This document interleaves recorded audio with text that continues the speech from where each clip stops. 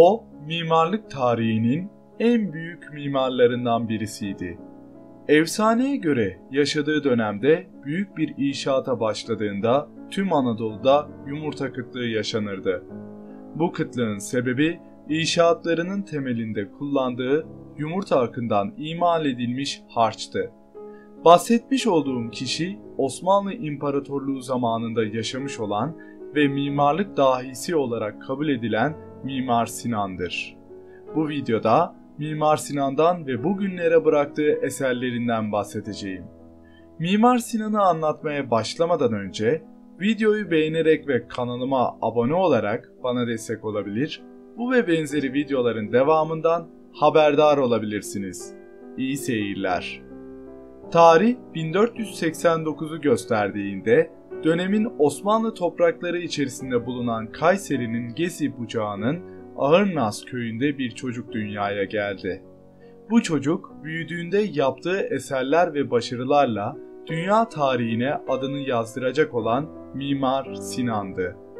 Mimar Sinan yaşadığı zamanda bazı çevreler tarafından Koca Sinan olarak da tanınmaktaydı. Tarih 1511'i gösterdiğinde 21 yaşındaki Mimar Sinan devşirme olarak İstanbul'a geldi ve Yeniçeri Ocağı'na alındı. Dönemin Osmanlı Padişahı Yavuz Sultan Selim ile 1514 yılında İran seferine katıldı. 1516-1517 yıllarında Mısır seferinde bulundu. Sinan katıldığı bu iki seferde de kale onarmak ve köprü kurmak gibi işlerde görev almıştır. Sonraki yıllarda 1522'de Rodos ve Belgrad, 1526'da Mohaç, 1535'te Korfu ve İran, 1537'de Balya ve 1538'de Karaboğdan seferlerine katılmıştır. 1535'teki İran seferi Sinan için bir dönüm noktasıydı.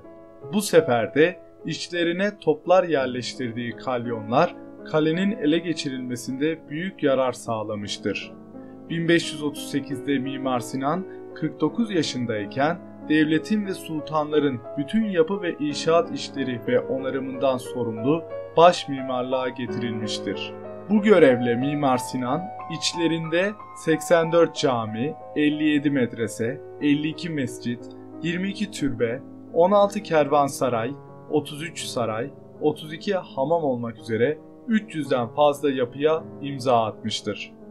İlk önemli çalışması 1538'de yaptığı İstanbul Eyüp'te bulunan Ayaspaşa Türbesi ve 1539'da yaptığı Haseki Camii'dir. Selimiye Camii, Süleymaniye Camii, Süleymaniye Medreseleri, Büyükçekmece Köprüsü, Mimar Sinan'ın başlıca eserleri arasında yer almaktadır. Elektriğin olmadığı zamanlarda devasa bir yapıyı aydınlatmanın yolu mumlardı. Fakat kapalı alanda bu mumların ürettiği is mimarların karşısına büyük bir sorun olarak çıkıyordu. Mimar Sinan, Süleymaniye'nin kubbesinde inşa ettiği is odası ile tüm yapı içindeki isi bu odaya yönlendirmeyi başardı ve aynı zamanda bu isten kaliteli mürekkep üretti. Mimar Sinan eserlerinde depreme karşı bilinen ve gereken tüm tedbirleri almıştır. Bu tedbirlerden biri temelde kullanılan taban harcıdır.